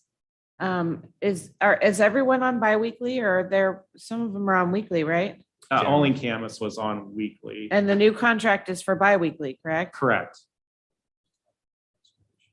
On recycling, well. On recycling. the On trash- recycling, the trash will garbage, be- garbage is going to go the same direction. Oh, no. Yeah. That's going to be a big No, deal. that's not gonna work. They certainly didn't say that when they were here. yeah. I believe they did. Yeah, they did But- because we were questioning how. No, recycling, yes, but the garbage. They said garbage. did I No, they miss said it? garbage because I was the one that brought up, I can't get my recycling out half the time on bi-weekly. But if I recall, Wasn't I here? if I recall what they said is Bigger that cans. was the way to keep the rates Low, stable. yeah. But if we, Yeah. I was under the impression that we could say, thanks, but no thanks. We want to stick with the current plan, but that would include an adjustment to rates. Yeah.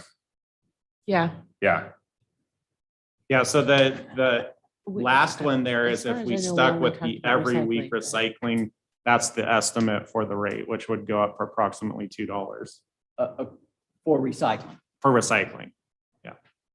and it stays at because they were doing bigger cans, remember? Well, which is fine. I'm more interested in the garbage end of the deal. I don't generate a whole lot, but I don't want to hold on to it for 2 weeks. And I don't- Or we longer have in the we have a winter when young they decide not to community. I don't come. see how I mean, that's going to be an issue. Yeah. I think this kind of goes hand in hand, though, what we just spent an hour talking about annexation and why you come into a city versus in a county, that you have these type of ordinances to make sure that, you know, that that's why we don't have roosters anymore, right? Is you have these ordinances because people want this stuff picked up. They're not going to pile it in their backyard and take it to the dump, you know, once a month. So I think we need to look at mandatory, and bi-weekly is going to suck for garbage. I got a daughter that uses diapers. I'm telling you right now, my neighbors are not going to like my garbage cans. That's sad that you blame the little one on that. It may be me soon. I'm closer That to, may be why he was so excited about the Poor sewer. little 2-year-old can't Yeah. defend themselves. I'm closer to it than she is. Okay, yeah, and then I'm going to ask Ms. Urban something. Yes, please, Mr. Rowe. I was wondering, do we have any way of knowing how many residences are occupied and don't have current service?